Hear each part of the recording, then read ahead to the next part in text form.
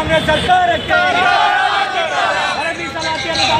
ಕಾಂಗ್ರೆಸ್ ಸರ್ಕಾರಕ್ಕೆ ಬೇಕೇ ಬೇಕು ಬೇಕೇ ಬೇಕು ಜಾರಿಯಾಗಲಿ ಜಾರಿಯಾಗಲಿ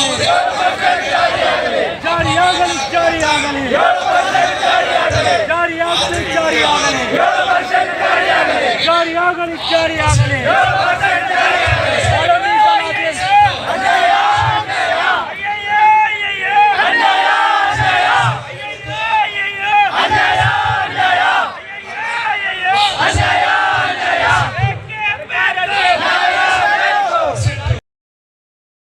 ಸರ್, ಇಲ್ಲಿವರೆಗೂ ಕೂಡ ನಿನ್ನೆಯಿಂದ ನಾವು ಒಂದು ಮಾದಿಗರ ಮಹಾಧರ್ಮ ಯುದ್ಧ SC ವರ್ಗೀಕರಣ ಜಾರಿ ಆಗಬೇಕಂತೇಳಿ ಸುದೀರ್ಘ 30 ವರ್ಷಗಳ ಹೋರಾಟ ಮಾಡ್ಕೊಂಡು ಬಂದಿದ್ದೀವಿ. ನಿನ್ನೆಯಿಂದ ಕೂಡ ಸಾವಿರಾರು ಸಂಖ್ಯೆಯಲ್ಲಿ ನಮ್ಮ ಸಮುದಾಯದ ಬಂಧುಗಳು ಬಂದು ಒಂದು ಬೃಹತ್ ಮಟ್ಟದ ಒಂದು ರೋಡಿಗಳದು ದೊಡ್ಡ ಮಟ್ಟದಲ್ಲಿ ಹೋರಾಟವನ್ನು ಮಾಡಿದ್ದೀವಿ. ಈ ಬಂಡ ಸರ್ಕಾರ, ಕಾಂಗ್ರೆಸ್ ಸರ್ಕಾರ, ಯಾವೊಬ್ಬ ಸಚಿವನು ಕೂಡ ನಮ್ಮ ಕಡೆ ಬರಲಿಲ್ಲ. ಹಾಗಾಗಿ ಮಾದಿಗ ದಂಡೋರ ತೀವ್ರವಾಗಿ ಕಾಂಗ್ರೆಸ್ ಸರ್ಕಾರ ಮತ್ತು ಸಿದ್ದರಾಮಯ್ಯನವರಿಗೆ ನಾವು ಖಂಡಿಸ್ತಾ ಇದ್ದೀವಿ. ಈಗಾಗಲೇ ಮುಖ್ಯಮಂತ್ರಿ ಸಿದ್ದರಾಮಯ್ಯನವರು ಪ್ರತಿ ಜಿಲ್ಲೆಗೆ ಬಂದಂಥ ಸಂದರ್ಭದಲ್ಲಿ ಕೂಡ ಅವ್ರು ಏನು ಹೇಳ್ತಾ ಇದ್ರು, ನಾನೇ ಮಾಡೋನು ನಿಮ್ಮ ಜನಸಂಖ್ಯೆಗೆ ಅನುಗುಣವಾಗಿ ಮೀಸಲಾತಿ ಕೊಡ್ತೀನಿ, ನಿಮ್ಗೆ ಅನ್ಯಾಯ ಮಾಡಲ್ಲ ಅಂತ ಹೇಳುವಂಥ ಸಿದ್ದರಾಮಯ್ಯ ಇವತ್ತು ಸಿದ್ದರಾಮಯ್ಯನವರು ಎಲ್ಲೋ ಒಂದು ಕಡೆ ಕಾಣದ ಕೈಗಳು ಅಂತಂದರೆ AICC ಅಧ್ಯಕ್ಷರಾದಂಥ ಮಲ್ಲಿಕಾರ್ಜುನ ಖರ್ಗೆ ಅವ್ರ ಮಾತು ಕೇಳಿ, G. ಪರಮೇಶ್ವರ್ ಮಾತು ಕೇಳಿ, ಖರ್ಗೆ ಅವ್ರ ಮಾತು ಕೇಳಿ ಮತ್ತು SC ಮಹದೇವಪ್ಪ ಅವರು ಸಮಾಜ ಕಲ್ಯಾಣ ಮಂತ್ರಿ ಮಾತು ಕೇಳಿ ಮಾದಿಗರಿಗೆ ಮೋಸವನ್ನು ಮಾಡ್ತಾ ಇದ್ದಾರೆ. ನಾವು ಸಿದ್ದರಾಮಯ್ಯನವರಿಗೆ ತೀವ್ರವಾಗಿ ನಾವು ಮಾದಿಗ ದಂಡೋರದಿಂದ ಖಂಡಿಸ್ತಾ ಇದ್ದೀವಿ. ಅವರು ಏನಾದರೂ ಇವತ್ತು ಕ್ಯಾಬಿನೆಟ್ನಲ್ಲಿ 6% ಏನಾದರೂ ತೀರ್ಮಾನ ತಗೊಂಡು ಜಾರಿಗೊಳಿಸಿದರೆ ಅದಕ್ಕೆ ನಾವು ಒಪ್ಪುವುದಿಲ್ಲ. ಜನಸಂಖ್ಯೆ ಅನುಗುಣವಾಗಿ ಮೀಸಲಾತಿ 7% ಬೇಕಂತೇಳಿ ನಾವು ಹೋರಾಟವನ್ನು ಮಾಡ್ಕೊಂಡು ಬಂದಿದ್ದೀವಿ. ಆದರೂ H.N. ನಾಗಮೋಹನ್ ದಾಸ್ ವರದಿಯಲ್ಲಿ ಸ್ಪಷ್ಟವಾದ ಅಂಕಿಅಂಶಗಳು ಕೊಟ್ಟಿದ್ದಾರೆ. ಏನಂತೆ, ಎಲ್ಲ ಜಿಲ್ಲೆಗಳಲ್ಲಿ ಸರ್ವೆ ಮಾಡಿ, ಮನೆಗೆ ಸರ್ವೆ ಮಾಡಿ, ಅವರ ಸ್ಥಿತಿಗತಿಗಳ ಬಗ್ಗೆ ಅಧ್ಯಯನ ಮಾಡಿ, ಸಾಮಾಜಿಕ ನ್ಯಾಯ ಯಾರು ಹಿಂದುಳಿದಿದ್ದಾರೆ, ಯಾರು ಹಿಂದೆ ಬಿದ್ದಿದ್ದಾರೆ, ಸಾಮಾಜಿಕ ನ್ಯಾಯ ಆಗಿರ್ಬೋದು, ಆರ್ಥಿಕವಾಗಿರ್ಬೋದು, ಶೈಕ್ಷಣಿಕವಾಗಿರ್ಬೋದು, ಎಲ್ಲ ರಂಗದಲ್ಲಿ ಅಧ್ಯಯನ ಮಾಡಿದಂಥ H.N. ನಾಗಮೋಹನ್ ದಾಸ್ ಅವರ ವರದಿಯಲ್ಲಿ ಆದಂಥ ವರದಿ, ನಾವು ಈಗಾಗಲೇ ಪತ್ರಿಕಾ ಮೀಡಿಯಾದ ಬಂದಂಥ ವರದಿಯಲ್ಲಿ ಮಾದಿಗರಿಗೆ 6%, ಒಲೆಯರಿಗೆ 5%, ಟಚಬಲ್ಸ್ ಲಂಬಾಣಿ, ಒಡ್ರು, ಬೋವಿ ಮತ್ತು ಕೊರ್ಮ ಸಮುದಾಯಗಳಿಗೆ 4%, ಬಿಡ ಆದಿ ಆಂಧ್ರ, ಆದಿ ಕರ್ನಾಟಕ ಅಂತೇಳಿ 1%, ಅಲಿಮಾರ್ ಸಮಾಜಕ್ಕಂತ 1% ಅಂತೇಳಿ ಈಗಾಗಲೇ ಅಂಕೆ ಸಂಖ್ಯೆಯನ್ನು ಕೂಡ ಎಲ್ಲ ಪತ್ರಿಕೆಯಲ್ಲಿ ಬಂದಿದ್ದು ನಾವು ನೋಡಿದ್ವಿ. ಆದರೆ ನಿನ್ನೆ ನಡೆದಂಥ ಬೆಳವಣಿಗೆಯಲ್ಲಿ ನಿನ್ನೆ ಕ್ಯಾಬಿನೆಟ್ನಲ್ಲಿ ಚರ್ಚೆ ಆಗಿದೆ ಅಂತೆ ನಮ್ಮ ಮಾಹಿತಿಗೆ ಬಂದಿದೆ. ಮತ್ತು ಹೋಮ್ ಮಿನಿಸ್ಟರ್ ಮನೆಯಲ್ಲಿ ನಮ್ಮ ಸಚಿವರುಗಳು, ಮಾಜಿ ಸಚಿವರುಗಳು H. ಆಂಜನೇಯವರು ದಲ್ಲಾಳಿ ವ್ಯಾಪಾರ ಮಾಡ್ತಾ ಇದ್ದಾರೆ. ಆಂಜನೇಯವರು ಮಾದಿಗರಿಗೆ ಮೋಸ ಮಾಡ್ತಾ ಇದ್ದಾರೆ. ಮಾಜಿ ಸಚಿವರು ಆಂಜನೇಯವರು ಮೋಸ ಮಾಡ್ತಾ ಇದ್ದಾರೆ. ಸಮಾಜ ಕಲ್ಯಾಣ ಸಚಿವರು ಮೋಸ ಮಾಡ್ತಾ ಇದ್ದಾರೆ. G. ಪರಮೇಶ್ವರ್ ಮೋಸ ಮಾಡ್ತಾ ಇದ್ದಾರೆ. ಮಾದಿಗರಿಗೆ ಮುಂದಿನ ದಿನಗಳಲ್ಲಿ ಚುನಾವಣೆಗೆ ಬರಲಿ, ತಕ್ಕ ಪಾಠ ಕಲಿಸಿ ಅವ್ರಿಗೆ ಸೋಲಿಸಿ ಶಾಪ ತರ್ತದೆ, ಮಾತಂಗ ಶಾಪ ತರ್ತದೆ.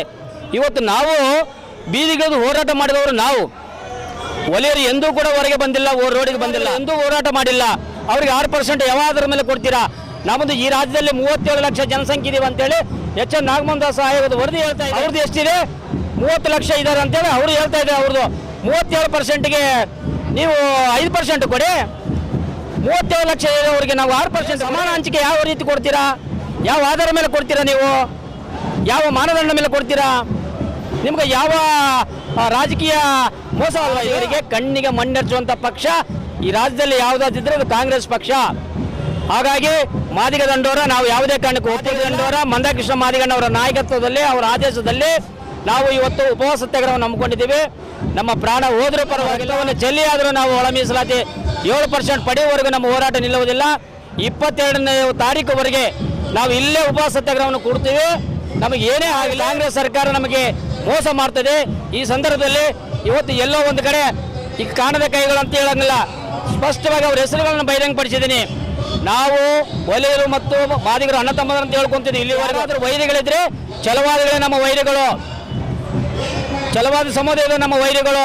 ನಮ್ಮ ಮೀಸಲಾತಿನ ಕದ್ದು ತಿನ್ನುತ್ತಿರುವ AICC ಅಧ್ಯಕ್ಷರು ಪ್ರಿಯಾಂಕಾ ಖರ್ಗೆ ಅವರು, G. ಪರಮೇಶ್ವರ್ ಅವರು, ಮಹದೇವಪ್ಪನವರು, ಹಾಗೆ ನಮ್ಮ ಮಂತ್ರಿಗಳು ಕೂಡ ಕೈಗೊಂಬೆಗಳಾಗಿ ಕೂತ್ಕೊಂಡು ನಾಚಿಕೆ ಮಾನ ಮರೆದಿಲ್ಲ. K.H. ಮುನಿಯಪ್ಪನವರಿಗೆ ನಾಚಿಕೆ ಮಾನ ಮರೆದಿಲ್ಲ. R.B. ತಿಮ್ಮಪ್ಪ ಅವರಿಗೆ ನಾಚಿಕೆ ಮಾನ ಮರೆಯೋದಿಲ್ಲ. ಕಾಂಗ್ರೆಸ್ ಪಕ್ಷದಲ್ಲಿ ರಾಜೀನಾಮೆ ಕೊಟ್ಟು ಹೊರಗಡೆ ಬಂದು ಏನಾದಿದ್ರೆ K.H. ಮುನಿಯಪ್ಪ ಸಾಹೇಬ್ರೆ ನಿಮಗೆ ಸಮುದಾಯ ಇರುತ್ತೆ ನಿಮ್ಮ ಪರವಾಗಿ. ಏನಾದರೂ ಸಮುದಾಯಕ್ಕೆ ಅನ್ಯಾಯ ಮಾಡಿದ್ರೆ ಮನೆಗೆ ಕೂಡ ಗೆರವಾಗ್ತೀವಿ, ನಿಮ್ಮ ಮನೆಗೂ ನಾವು ಮುತ್ತಿಗೆ ಹಾಕ್ತೀವಿ. KH ಮುನಿಯಪ್ಪನ ಆಗಿರ್ಬೋದು, RB ತಿಮ್ಮಾಪುರ ಆಗಿರ್ಬೋದು, ಯಾರೇ ಆಗಲಿ ಸಾಮಾಜಿಕ ನ್ಯಾಯ ಕೊಡ್ಬೇಕಂತೇಳಿ ಏನು ಕನಸು ಕಂಡಿದ್ರ. ಬಾಬಾ ಸಾಹೇಬ್ ಅಂಬೇಡ್ಕರ್ ಅವರು ಕಟ್ಟೆ ಕಡೆಗಿರುವಂಥ ಸಮುದಾಯಕ್ಕೆ ಕೂಡ ನ್ಯಾಯ ಸಿಗಬೇಕಂತ ಅವ್ರ ಕನಸಿತ್ತು. ಆದ್ರೆ ಇಲ್ಲಿವರೆಗೂ ಕನಸು ನೆನಸಾಗಲಿಲ್ಲ. ಬಾಬಾ ಸಾಹೇಬ್ ಅಂಬೇಡ್ಕರ್ನ ಸೋಲಿಸಿದಂಥ ಕಾಂಗ್ರೆಸ್ ಪಾರ್ಟಿ ಇವತ್ತು ಬಾಬಾ ಸಾಹೇಬ್ ಅಂಬೇಡ್ಕರ್ ಅವರ ಹೆಸರು ಹೇಳ್ಕೊಳ್ಳೋಕೆ ನೈತಿಕತೆ ಇಲ್ಲ. ಆಂಜನೇಯ ಅವರು ಇವತ್ತು ಒಳ ಮೀಸಲಾದ ಪರ ಹೋರಾಟ ಅಂತ ಹೇಳ್ತಾ ಇದ್ದಾರೆ. ಒಳ ಮೀಸಲಾದ ಪರ ಹೋರಾಟ ಎಂದೂ ಆತ ರೋಡಿಗೆ ಬಂದಿಲ್ಲ. ಇವತ್ತು ತನ್ನ ಬೆಳೆ ಬೇಯಿಸ್ಕೊಳ್ಳೋಕ್ಕಾಗಿ ಇವತ್ತು ಸಮುದಾಯನ ದಿಕ್ತಪ್ಪಿಸ್ತಾ ಇದ್ದಾನೆ. ಅದಕ್ಕೆ ಆಂಜನೇಯವರಿಗೆ ನಾವು ಧಿಕ್ಕಾರ ಹೇಳ್ತಾ ಇದ್ದೀವಿ. ನಮಗೆ 7% ಬರಬೇಕು, 7% ಬರಬೇಕಂತೇಳಿ ವಿಧಾನಸೌಧದಲ್ಲಿ ಪ್ರೆಸ್ ಮೀಟ್ ಮಾಡಿ ಬಂದರು. ಯಾಕೆ 7% ನಮಗೆ ಕೊಡಲಿಲ್ಲ? ಯಾಕೆ ಇವತ್ತು 6 ಅಂತ ಮಾತಾಡ್ತಾ ಇದ್ರಿ? ನಿಮಗೆ ತಾಕತ್ತು ಧೈರ್ಯ ಸಿದ್ದರಾಮಯ್ಯ ಸಾಹೇಬ್ರೆ, ನಾವು ನಿಮ್ಮ ಜೊತೆಗೆ ನಿಲ್ತೀವಿ.